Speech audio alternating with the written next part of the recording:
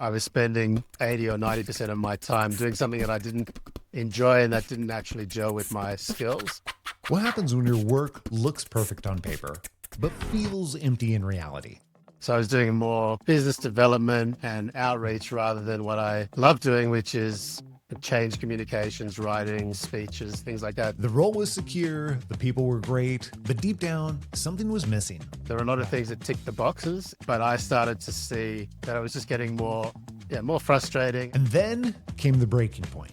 After that pitch, something has to be different. That's Paul Ichilcik, a leader in communications who found himself spending less time writing and speaking and inspiring and more time pitching, selling, and chasing work that he didn't love. The security aspect is, I think, fundamental. We tie our identity closely into our role. Like many of us, Paul was trapped by security, identity, and what success was supposed to look like. I had leadership roles, but I also found that I wasn't particularly fulfilling. So Paul did something different. He stepped back to figure out his values, his strengths, and his direction. Taking the time up front to do the ideal career profile, it made a big difference. So at one point I had to say to them, I don't think it's going to be a good fit. And they were surprised. It wasn't just about choosing a job. It was about choosing himself. I feel in this new organization, I can really be myself and be authentic. Paul's journey proves you don't have to settle. You can challenge the assumptions, redefine success, and build work around the life you actually want. Challenge your assumptions. The easier it gets to kind of work your way towards an environment, to a role that is more aligned. This is Paul's story on the Happen to Your Career podcast. This is the podcast that brings you real people, real transformations, and the courage to do work that truly fits. And by the way, if you haven't already subscribed, click follow right now so you don't miss any new episodes. Here's Paul describing what led up to him making a career change in the first place. When I started my role, my previous role, I was doing a much stronger balance of things that I loved. And then I realized over time, why are my days getting longer and I don't feel like I'm achieving as much and as fulfilled? And I think it was that balance shifting. So when you say that balance, my perception from chatting with you is that at different points in time, you have had a better balance. Like in the past, when we look at, past roles that you've been in, past opportunities that you've had, and you have had a higher percentage of your day doing activities that energized you versus, drained you. Yeah, exactly. And you can tell when the day goes quickly or when you're feeling creative a lot more of the time. And obviously, there's always things that are a bit of a grind or that need to be done. But in general, what's the energy level? That's how I measured it. And I could see a distinct change as over time I was just doing things that I didn't enjoy and didn't give me the energy and the juice. So if I remember correctly, there were one or two other events that led you to say, I need to focus on making this change sooner rather than later. Yeah. So a couple of things. One was I didn't think the organization I was in was going to, and the role that I was doing was going to be viable into the future because we weren't doing enough of the actual work, like I said. So that was something that was important. And then the other thing was just feeling that I wanted to use the gifts and skills that I had that were not being reflected in the role. And I could get a sense that the possibility was there, but in reality, it wasn't actually happening. And so as the time was dragging on, both the confidence and also just the general excitement to get engaged at work was waning. How long passed when you started recognizing this at the beginning and saying, okay, company's moving a direction that's probably not going to be good for the long term. And then at the same time, I'm also spending less and less of my day, and that's not going to end well. Yeah. How long before you initially recognized that and decided, okay, I have to do something about this. I have to make a change? It was probably a year or even 18 months of gradually realizing I'm not doing the work that I want to do. And it's hard because on paper, and if you looked at the organization I work for is great and the people are fantastic. So there are a lot of things that tick the boxes and people would say, well, what's the problem? You're in a great role. But I started to see that I was just getting more frustrating, and I was spending so much time doing outreach to people, trying to get the work. And then at one point we did a major pitch and I felt this is it. This is the kind of work I want to do. And we almost got there, but it fell over at the end. And then I realized I'd spent the past 2 months, just working on this deck and this presentation and reaching out to different people internally and externally. I think when that pitch which was about a year in, a year before I really started feeling that Sure. urgency, I got to change.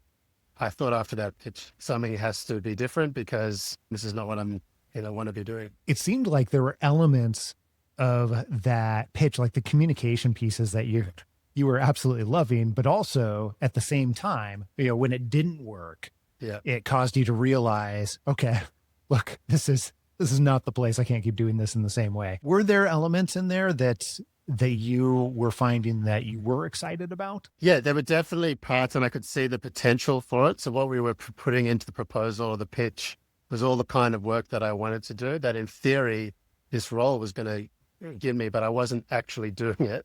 And most of the Yeah. time I was spending doing planning, management of different logistics and people, which might appeal to some people, and it's not what I love or am good at. I think it was tantalizing because I could see the potential, but over that pitch experience and the prior year, I realized, what am I actually experiencing versus what am I in my mind or on paper experiencing?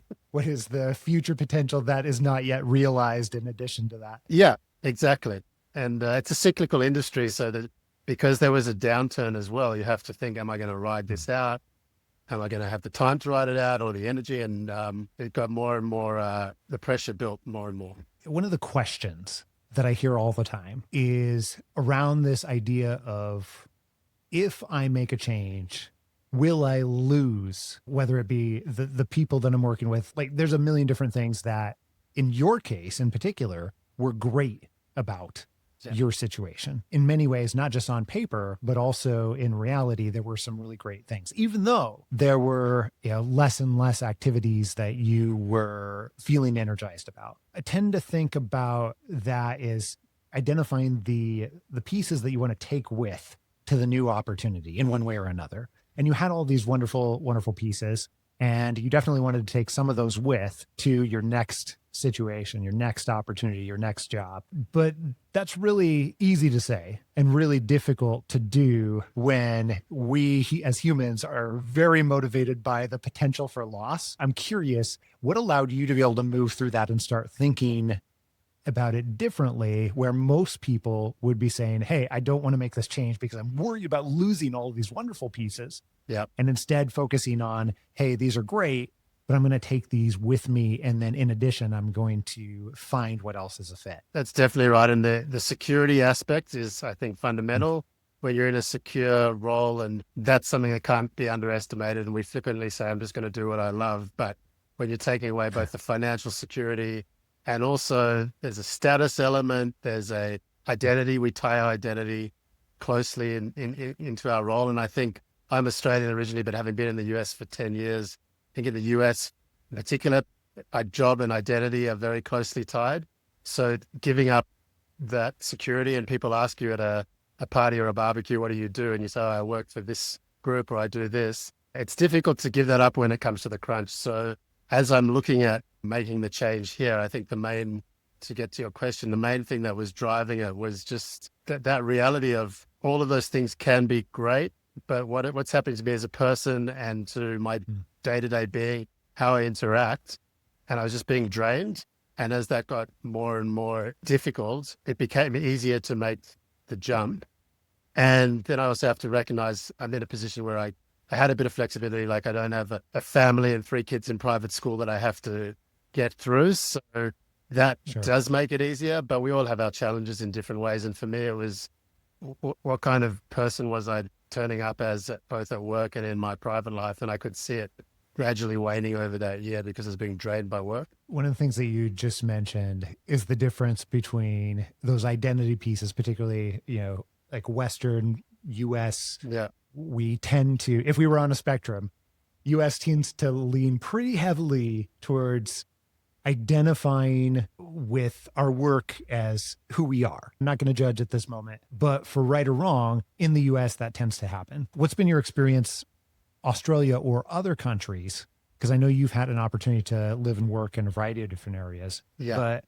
But what has been your experience in terms of difference? And then also, how does that shape how you think about yourself? Yeah, I think the stakes are much higher when you tie your identity completely to your career, or let's say your job even, your job title or the organization you're with. So the stakes seem a lot higher. Whereas in other countries, you might be introduced, like I lived in the UK for a while, or in Europe in general, they won't necessarily introduce, people won't introduce themselves as their job. That will come out after a while. Or there may be someone who's an accountant, but that is really not a big part of their identity. It's what they do for work and they enjoy it. Yeah. But in the conversation is not all about identity. Now, the extreme for me was when I was living in San Francisco and I would go out on a Friday night or a Saturday night, and every single conversation I had was about the latest technology and development and or entrepreneurial thing. And that's fun there is a lot of excitement about that. But if your entire existence is based around the job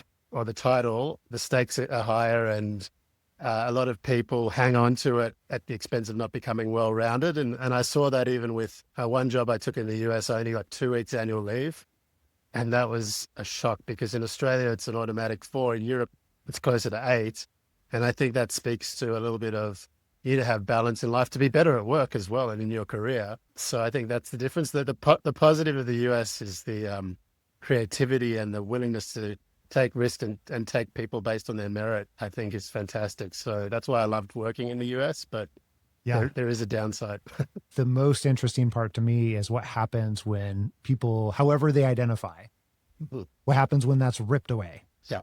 In an uncontrolled fashion. Yeah. In one way or another. What you are left with and what you are left associating your identity with after something that is external causes it to be sort of removed. That's where I think you can see how healthy was that identity in the first place, which this could be a much longer podcast episode all on its own, I suppose. This one topic, right? Absolutely. But it's very powerful for people. Like even when I handed in my laptop to this company, I went to the corporate office, handed in my laptop, said goodbye to my team. I felt like a loss, a really big sense of loss, and that I'm no longer part of this organization, or I'm not, that title. So even though I'm talking as if this was a choice that I made and I moved through it, it's still difficult even now. Tell me a little bit about, as you started moving through the process to figure out what would create a great fit for you and what would be better aligned. You knew some of those parts going into it. Like you already had evidence from your past that you loved those areas of, communication as an example. What did this process start to look like for you? Particularly, where did you start to experience challenges along the way as you were making a change? I think the biggest challenge for me was working out the difference between things that I liked and enjoyed and was good at versus I was good at. They were just giving me all those other things like a good career, a job on paper, but not in practice. So those strengths and the exercises I did with my coach, Heather, about refining down to, okay, what are the things that I'm really going to prioritize in a new role or new career direction? And for me, it wasn't a massive shift, but it was enough of a shift to eliminate things or downplay things that were not a priority. So one example, project management or developing communication plans is a big part of the role. And I could speak to all of those things in an interview and they would sound great. But the reality is it's not something that I actually enjoyed doing or spending a lot of my time on. So then what do I enjoy more, and what part of the communications and change practice, executive coaching do I enjoy? So defining that was a challenge, and also being honest about it to myself. And my coach was a big help there, really prodding and testing. Okay, you're making this assertion that you like to be an entrepreneur or have an entrepreneurial element, but what kind of entrepreneurship do you like to do? What does that actually mean? Yeah, what does that mean? Yeah. Well, and I think another area that you had described to me too was you'd had many different leadership roles in the past. What are the parts that are actually most valuable to me out of leadership? It sounded like it ended up not being what you thought, and that allowed you to deprioritize it in some ways. So tell me a little bit about that. Yeah, and I think we're often conditioned, or I certainly was, to believe that as you progress, you become more of a leader and take on a management leadership role, and then that is success, so to speak. And I had leadership roles and led consulting teams and work streams, but I also found that it wasn't particularly fulfilling to be spending time again on management of people and all of the functions that leaders typically have to do.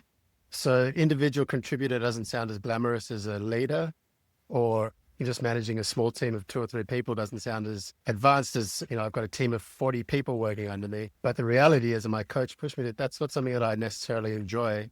So then why try and push for that just because it's an external expectation or desire. How did you do that? I know it's easy now for us Yeah. to sit here and say, hey, I had to admit that this one was, less Yeah. of a priority compared to this one over here. But that's really difficult to do when you're in the moment and you're looking at the parts and pieces. This area of leadership is useful to me. This area of communications is actually really, what I'm interested in most. It's so difficult to say, hey, I'm going to prioritize this part Yeah. above these other parts. What worked for you to be able to declare that some were higher priorities? Well, I think my coach was great in helping me to look at specific scenarios. So we'd go through prior roles, prior experiences within my current role, and say, okay, what parts of, in this case, the business development or sales did you enjoy in that context? And we would go through like a particular pitch and what I enjoyed doing, what I didn't, or a client relationship.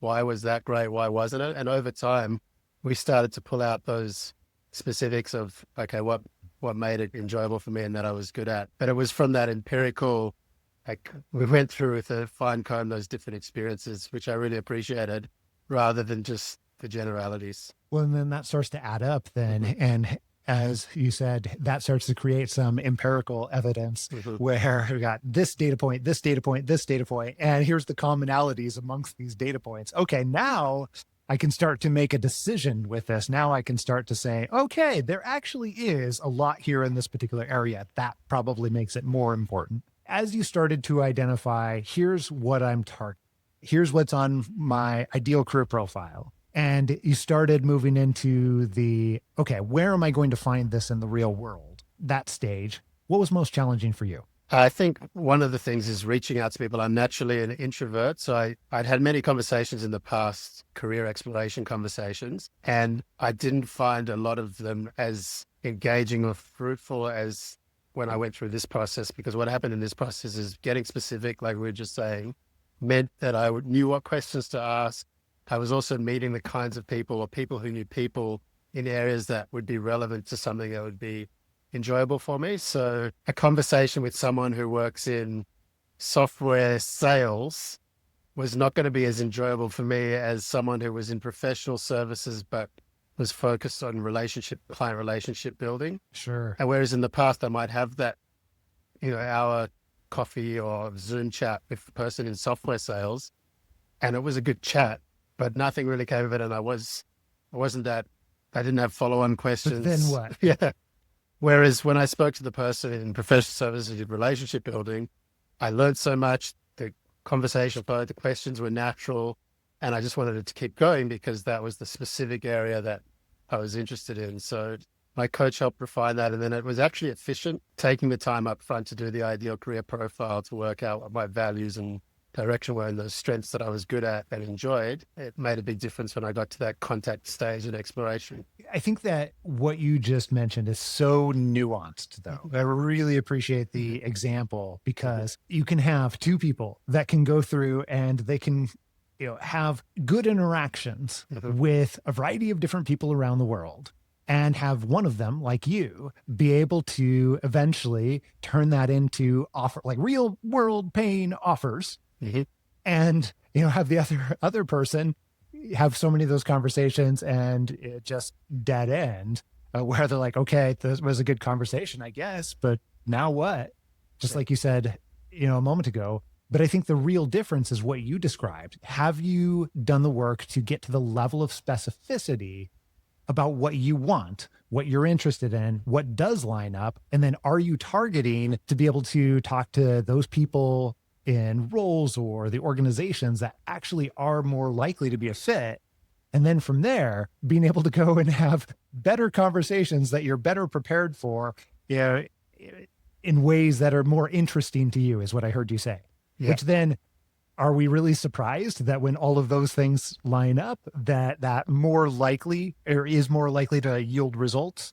No, I suppose not, but really, really good description. What did you find as you were getting to have those types of interactions? What allowed you to be able to better prepare for those interactions? I think having the ideal career profile. So knowing all the parts that were important and having the antenna up for if they mention something in the conversation, knowing where to go deeper. Or I don't enjoy networking like a lot of people, but I enjoyed those conversations Yeah. where they would mention a company or an individual or an organization in that specific area. And then I was really intrigued to know more. Could they introduce me, or what does that company do? So I just felt a lot more prepared of where to dig deeper. And that was having worked with my coach and prepared, made a big difference in that area. That's a really great example too. And I think what it seems like it allowed you to do by better understanding what was interesting to you Mm-hmm. and honing in on the people that you actually wanted to talk to, I guess, Yeah. let's call it that. Yeah. That's And exactly it. then on top of that, preparing in a way that allowed you to go deeper into the areas that you were curious about. That seemed to be much more effective of a strategy for you. Is that right? Yeah, that's exactly right. And then and really pushing the people to explain what they did in detail. So another example is I've done a lot of events where you plan events for leaders to communicate a change. And so I thought Sure. maybe one area I'll explore is event production or development, because you can tell the story of it through an event. And I spoke to a very successful event designer, planner. I pushed them on what they did day to day, and most of their time was spent putting together different pieces and production aspects, everything from sound to the design to things like that don't interest me personally. They interested that production person, but I would like to partner with them and really focus on the content and the story that we're telling, rather than become part of a production organization or team. There's some great, you know, companies that put on brand events or big change events, and I thought maybe I'll Yeah. join one of those. But pushing them on the details and the specifics of what they did, I realized, no, that's a partner. That's not someone that I want to actually work with. Yeah, that's a really fantastic point. And I think just even how you're thinking about that changes the relationship, Mm-hmm. whether it's the first time you met that individual or whether it is, I don't know, seventh time. Yeah. And we'll hopefully work together down the track, but it would be in partnership. It just won't be me working for that organization. Yeah, absolutely. That type of even mindset is an approach that I've utilized. And one of my favorite approaches, quite frankly, like going into not just job search, but going into negotiations, going into anything where there's going to be a relationship there, creating sort of this equal footing, we are partners type of relationship. It doesn't matter if that person ends up being, your boss or I don't know, your skip Yeah. or I don't know, pick. It doesn't matter. It creates more of that partnership type of situation, which changes the dynamic. And then I find that generally people appreciate that. Not everybody, but most people tend to appreciate that. Yeah, for sure. And there's that sense of if you give and you share and you get to know people that are in your general field, those opportunities just open up and the synchronicity happens. Yeah, 100%. Different thing that I'm really curious about here, Paul. As you got into those type of interactions, do you remember any of those interactions that stood out in terms of conversation you had, or one that you particularly prepped for and just went really well? Tell me a little about one of those conversations in particular. So one of them went really well, but I also got caught, which I'll explain now. But it was Okay, now I'm curious. it was with a consulting company that did I thought some really interesting things, and they used the latest technology. They were big into AI, and so I thought this is gonna be great, exploring more about how they're using the technology, and it will help me to become more enmeshed in that sort of thing. But then Yeah, what I realized is, as I was speaking to them, the kind of change and the communications they did were not the kind that I enjoyed or that I was really focused on. They were much, much broader and much more detailed than the kind of changes that I dealt with. And I enjoy working with executives and individuals, so you can have that human element. And a lot of this sure. was putting out the message on mass, which is important, but you didn't get that much one-to-one kind of interaction with leaders. And so what was difficult and challenging is that was opening up into, we'll get you to meet this person, and there was potentially going to be a job offer or opportunity, and it was going to be good money. All of those things we spoke about, great company, good Oh yeah. money. And my coach had to really pushed me to say, okay, all the things you're talking about, the kind of change communications you'll be doing there are not the kind that we've identified in your ideal career profile. So at one point I had to say to them, this has been fascinating and I love the technology part and how we could use it, but the actual roles we're starting to get towards and what your organization focuses on in your client base, I don't think it's going to be a good fit. And they were surprised. And when I was saying it, there was a big part of me that was pulling back and saying, look at the potential. You're not going to have a job. You're not going to have a paycheck. This is going to be great. Don't do it, Don't Paul. do it. There's all these good things. And even afterwards, I felt a little bit like, what have I just given up? And speaking to my coach, and then down the track, I realized, well, I've done that in the past. I have taken jobs. I once took a job working in the private equity company. So I was looking at spreadsheets all day. Even though I can do numbers, it's not my passion at all, like spreadsheets. And I took it for the money and the status and the opportunity. And I think within 8 weeks, I was out of there. So this was a little bit more like it was still change communications, but it wasn't the right audience and it wasn't the right clients that I was going to be interacting with. So again, what was my day going to look like? It wasn't going to be fun 6 months down the track. I'd be coming back to my coach saying we need to look again. What feels different? What's different in your life? So the energy has come back, and I haven't started my new role. It's coming up in the future, but just interactions with the people in the new role, I can see that they place a real value on the skills that are important to me, and their culture is going to be one of opening up those doors and valuing what I do. So I think I got a little bit lost in this great organization that didn't know where to fit the skills that I do in my prior role. And so that was really frustrating because I could see the need. I wasn't core to their business, even though it was important. In my opinion, it wasn't core to a lot of people in the organization. Whereas in the new role, the conversations we're having, potential clients we're going to be working with, and it's still early days, I can just tell that the tone's different and the interest in how we can work together and build on how I can build on what they do, how they can use my skills. It just feels like a lot more of a better fit. You don't know until you're in there, but I also spoke to a lot of people about the culture and the leaders in the business. I spoke to a number of times, and it was just really evident that culture is such a high priority in this new organization, which I think what led you to realize that culture is in fact a high priority? What did you do, or how did the conversations work so that you could get to the point where you then realized that, yes, this aligns with what I'm looking for culture too? Yeah, I think it's whether you can be yourself and be authentic in the culture I realize is really important to me. So I spent a lot of time being very formal in prior roles and speaking in kind of jargon language, because that's often what's accepted and what people expect, and you sound professional. Whereas I realized that it took away a lot of the playfulness. It made me feel a lot more of like a very serious person, which is actually not good for the client or for what I do or for life in general. You want to be able to be yourself. So I feel in this new organization, I can really be myself and be authentic. And even in the conversations when I was talking about role definition, I could say exactly what I like and don't like, and we could be honest about, okay, but you're going to have to do these parts of the role because, you know, it's you can't do 100% of what you like, but I could do 80% of what I like. And that conversation would have been more difficult in prior roles. When you think back over this entire process of making what we call an intentional career change, what advice would you give to somebody who is in your past situation where it's not a bad situation by any stretch, but it's just no longer a fit? What advice would you give to somebody who's right there right now?